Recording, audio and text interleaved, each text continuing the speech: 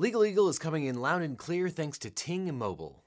Over 70% of Americans say that they want witnesses and documents in the Senate impeachment trial of Donald Trump that didn't actually come out in the House proceedings. And 70% of Americans don't agree on anything. As of the recording of this video, John Bolton lobbed his own bombshell that his book allegedly states that Donald Trump personally ordered the quid pro quo of leveraging hundreds of millions of dollars of Ukrainian aid for investigations or announcements of investigations into the Bidens. Some want John Bolton and others to testify. Some want to prevent John Bolton and others from testifying. It's time to think like a lawyer.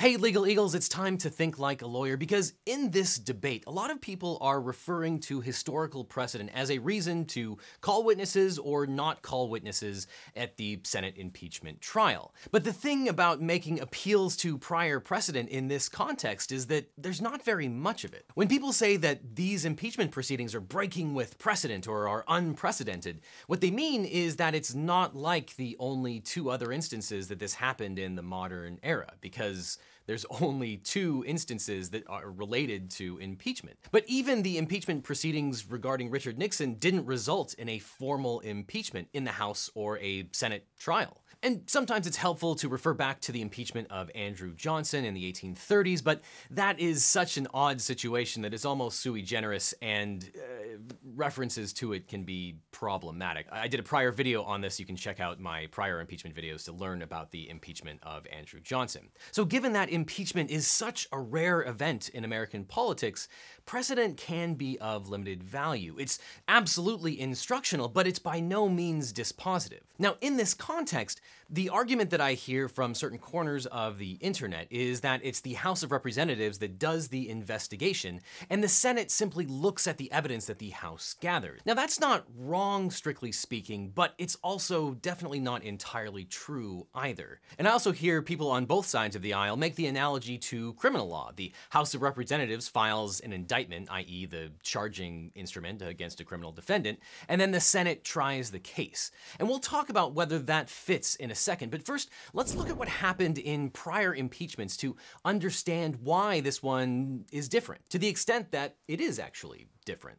Now, I mentioned this in a prior video, but one of the biggest differences that stands out to me as someone that actually studied the Watergate and Clinton impeachments extensively in college as a former political scientist and someone who has studied constitutional law and separation of powers in law school, one of the things that really sticks out to me is that in both cases, there was an extensive investigation by the executive branch into the acts of Nixon and Clinton. And I think it's helpful to go over some of the timelines for the Nixon and Clinton impeachments to understand just how wide-ranging these investigations were. So let's start with a really quick timeline of what happened to Richard Nixon.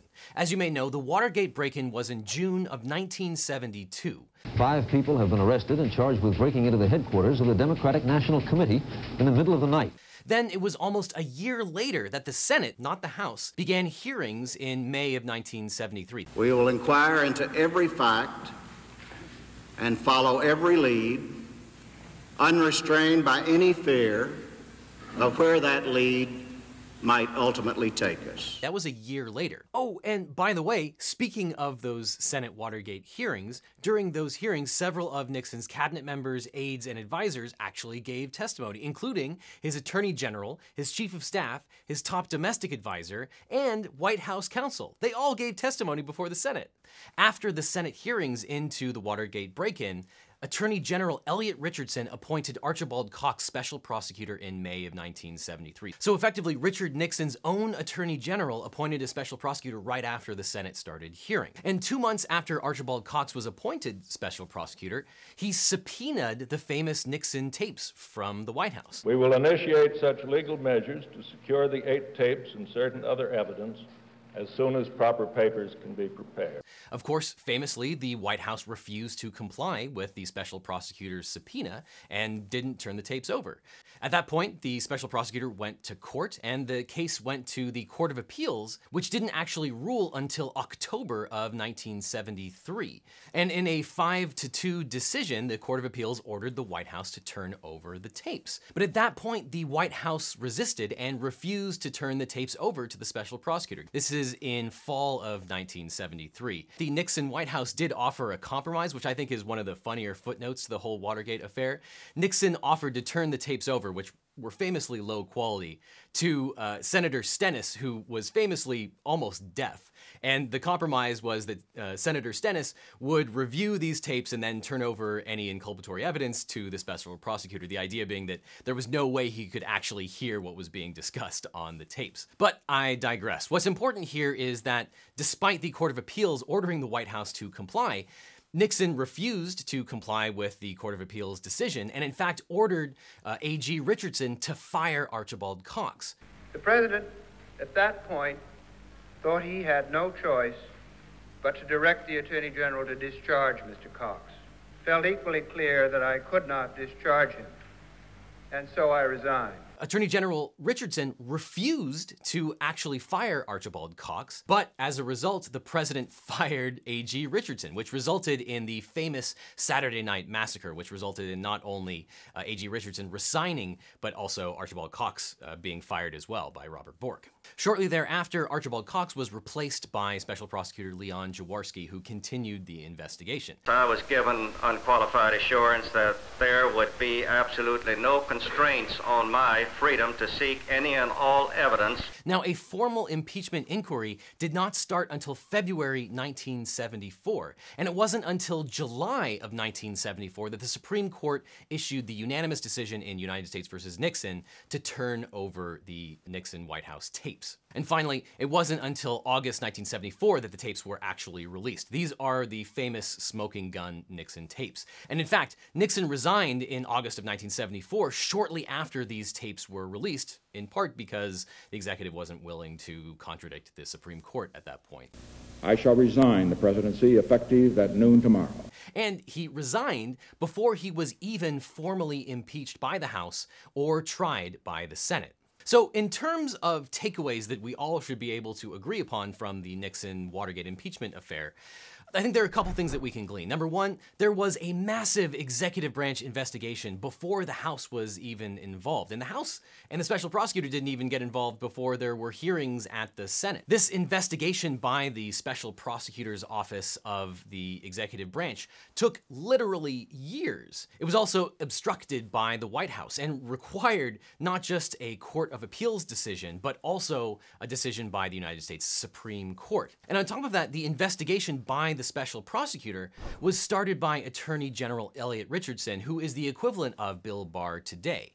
Part of the difference that we see today is that Attorney General Bill Barr refused to start any investigation into the Ukrainian allegations. That's the reason it's alleged that the whistleblower came forward and had to blow a whistle. There was no action by the executive branch. That's why the whistleblower is a whistleblower. The executive branch, including Attorney General Bill Barr, counsel for the CIA, and White House counsel, did nothing about the Zelensky conversation or the other actions that are alleged. Another takeaway is that this litigation involving the subpoena of the White House tapes took years. It was incredibly time-consuming, as litigation tends to be. As you may know, in the federal courts, what you're talking about is a trial court, which is a district court, and then the trial court's decision is appealed to the Court of Appeals, and only then, after the Court of Appeals has weighed in on the subject, can something go to the Supreme Court. And here, we've seen examples where that litigation has taken an extremely long time. Right now, there are ongoing cases regarding the litigation of Donald Trump's tax returns and the litigation of the allegation that the Trump Hotel is an improper emolument and is a benefit to the president. And in fact, with respect to the emoluments litigation, one of those cases has already gone to the Court of Appeal and was remanded back down to the district court. So it's sort of back where it started. So it's a long way from getting to the Supreme Court. And believe it or not, the litigation in the Nixon case, where the Supreme Court didn't actually issue a formal decision until late 1974, that's actually fast. It usually takes a lot longer than that for a case to be adjudicated by the Supreme Court. So that's the impeachment of Richard Nixon in a nutshell. But let's talk about the impeachment of Bill Clinton. Well, that impeachment starts in 1994, even though it didn't resolve until 1999. In the Clinton proceedings, Kenneth Starr was appointed as independent counsel in August of 1994 with the approval of Attorney General Janet Reno. In the wake of the Nixon impeachment, the special prosecutor statutes were replaced with the independent counsel statutes later on. So Kenneth Starr was appointed in 1994 to investigate what's called the Whitewater Affair, which are certain real estate-related allegations related to when Clinton was in private practice. And although Kenneth Starr was appointed to investigate the Whitewater Affair, the investigation broadened over time to include a number of different things, including the death of Vince Foster, the firing of certain White House travel office personnel, potential abuse of confidential FBI files, and eventually the Paula Jones lawsuit, and eventually the possible perjury and obstruction of justice to cover up President Clinton's sexual relationship with Monica Lewinsky. And to this day, part of the controversy over the Starr investigation is that it started regarding the Whitewater issue, but ballooned into including something else entirely over the course of 5 to 6 years and took on subsequent controversies as they came up. Now, roughly at the same time in 1994, Paula Jones filed suit and accused President Clinton of sexual harassment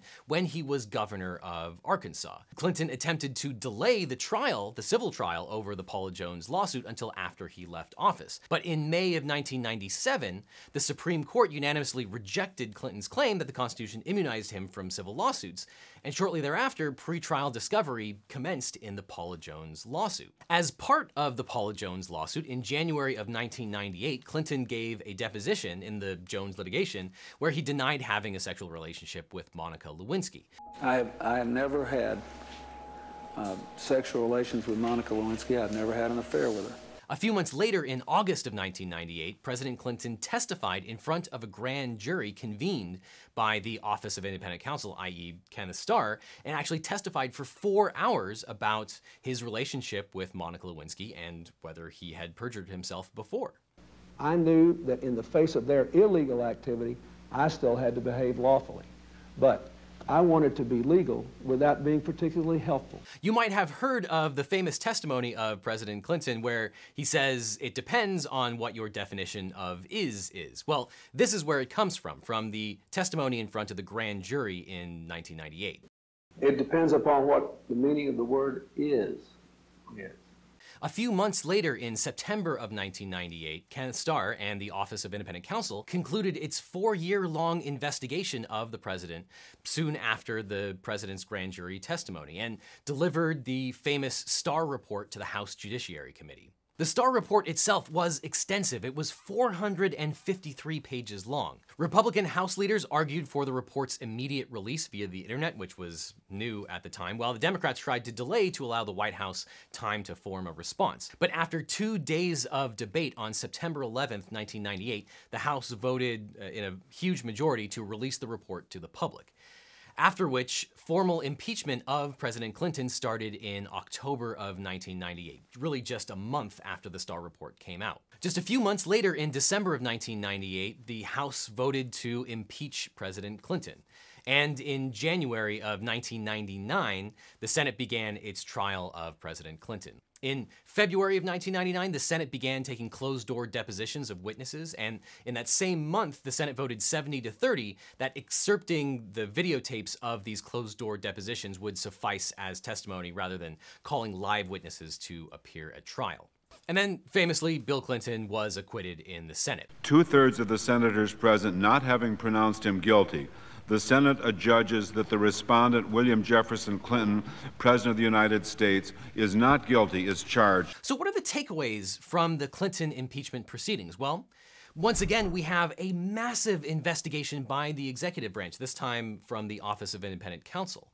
That investigation took multiple years, basically 5 years from start to finish. And the House didn't really do the investigation at all. In fact, it was just a matter of days between the release of the Starr report and impeachment proceedings and eventually actual formal impeachment by the House. On top of that, the president testified multiple times, both in depositions in civil court in the Paula Jones litigation, a deposition in the Senate trial, and in front of the grand jury pursuant to the investigation of the Office of Independent Counsel.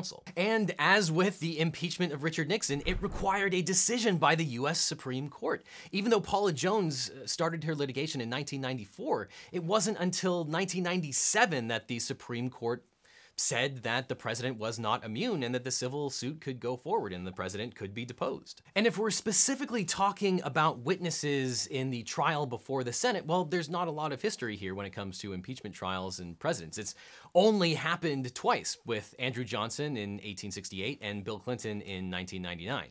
In the impeachment case of Andrew Johnson in 1868, there were actually 41 witnesses called, and in the case of Bill Clinton, there were 3, including Monica Lewinsky herself. So with that historical context, let's talk about the analogy that the House indicts because impeachment is like an indictment, and the idea that the Senate tries because they have the power to try the impeachment. So in the American criminal law context, you can start a criminal prosecution with some but not all of the evidence that you want. Indictment is a very low standard, and you can get more evidence at and during trial. In a civil case, you get what's called discovery, which is meant to prevent you from being ambushed at trial, but even there, you can get new evidence at trial if it wasn't available earlier on. And in the criminal law context, you often hear from witnesses for the very first time at trial because you don't get discovery in a criminal case often. And it can also be true that the evidence is overwhelming at the indictment stage, but it could also be true that you want more evidence at the time of trial. It can also be true that you have some evidence at the start or at the indictment phase, but that you need more evidence to meet the hurdle that is required for conviction. The standard for indictment is incredibly low. It's probable cause. Probable cause that some conduct that gives rise to the crime or the offense is elicited. But the standard for conviction is beyond a reasonable doubt, which is much, much higher. And criminal investigations are always ongoing, so you might have to file an indictment to, say, beat a statute of limitations problem, and then you go forward with trial as new things come about. And in fact, in many states, prosecutors can actually withhold evidence from defendants until trial. So every defendant gets new information and new evidence when the trial starts. But again, these are just analogies. These aren't required by the Constitution. The Constitution requires neither probable cause nor guilt beyond a reasonable doubt at the impeachment or conviction stage. The House and Senate can use whatever standards they want, which is why impeachment is often called a political tool. Sometimes the analogies break down. The House isn't a police force or an office of district attorneys. They have some tools, but generally speaking, criminal defendants don't get to claim executive privilege or block witnesses from testifying at the criminal investigation or trial of that defendant. And generally, criminal defendants don't get to control the investigation of the police or decide if there even is an investigation in the first place. So are these impeachment proceedings different from the other two modern impeachment proceedings? Well, yes, they couldn't not be. But that begs the question that it's different in an improper way. Here, a lot stems from Attorney General Barr's inaction. You could say that the House didn't do the same kind of thorough investigation that the House did in the Nixon and Clinton affairs, or that they rushed the investigation, but the House has never had to carry the investigatory laboring oar before. In the last two modern impeachments, there was always a massive executive branch investigation. And although we don't know everything about John Bolton's testimony, in part because he hasn't given it yet, it's possible that Attorney General Barr is conflicted out. By all accounts, he may have buried concerns about the Zelensky call, Rudy Giuliani's actions, and the whistleblower. Again, we don't know the details here, but that's also kind of the point. One wonders what history would look like if Attorney General Richardson had stonewalled and never appointed Archibald Cox, or if Janet Reno had quashed Kenneth Starr's appointment as the independent counsel and never investigated the Whitewater investigation. Any of the Trump-related legal questions would not have been resolved by the US Supreme Court until almost certainly after the 2020 election. This gives talking points to both sides. Some will claim that it was the House's duty to engage in that litigation, and some will say that it was futile. There's certainly no constitutional requirement for the House to go forward, but again, that tactic gives talking points to both sides. All things being equal, I would certainly love for the Supreme Court to weigh in on these questions, in part because I think it's clear how the Supreme Court would weigh in given the precedent of US versus Nixon in 1973, Clinton versus Jones, and US versus Nixon in 1993. which is a different Nixon. But I suppose that what you think the role of the House, the Senate, and the Supreme Court is in this context is a political question, and reasonable minds can differ about that. But at base, there's nothing constitutionally infirm about the length of time or the amount of investigation that the House did. It's not required by the Constitution to call every witness that might have relevant testimony. And here, history and precedent certainly diverge. It's not wrong to say that in the past, the House has investigated the evidence about impeachable conduct. But it's also not entirely right either. In the past, the House has had the benefit of a huge executive branch investigation. Ironically, for Nixon and Clinton, it would probably be most accurate to say that it wasn't the House that investigated so much as the executive branch that investigated itself with assists from the United States Supreme Court, which the House then relied on. It is, however, wrong to say that witnesses are improper at the Senate trial. It happened with the Senate impeachment trial of President Clinton, and it happened with the Senate impeachment trial of President Johnson, though for reasons I've talked about in other videos, the impeachment of Andrew Johnson is kind of a weird animal. So to argue that these proceedings comport with past precedent or diverge from past precedent is more like the start of the conversation rather than the end. We've only had 2 Senate trials in all of American history, and in those particular cases, there were witnesses. And of course, it's also factually incorrect to say that the House had no evidence and no witnesses when it voted to impeach President Trump. They had lots of evidence, but whether you think that was enough evidence to vote for impeachment, and even the standard that the House of Representatives should use to decide if there is enough evidence, is probably another political question that I leave to you. But whether the House rushed the impeachment hearing and the impeachment decision is probably inchoate to the question of whether there should be additional evidence and witnesses at the Senate trial. Again, going back to the analogy of a criminal indictment, so long as the House had enough to suspect presidential wrongdoing, then it's enough to send it to the Senate. And if the Senate wants more evidence and witnesses, or if it needs more evidence and witnesses, it doesn't mean that the House investigation was infirm or that the evidence was weak. It just might mean that there's other relevant evidence out there and that the Senate wants to see it. But the bottom line is that the Senate will soon vote on additional witnesses, documents, and subpoenas in the Senate trial. And it's more important than ever to call your senator and tell them that you are part of the 75% of Americans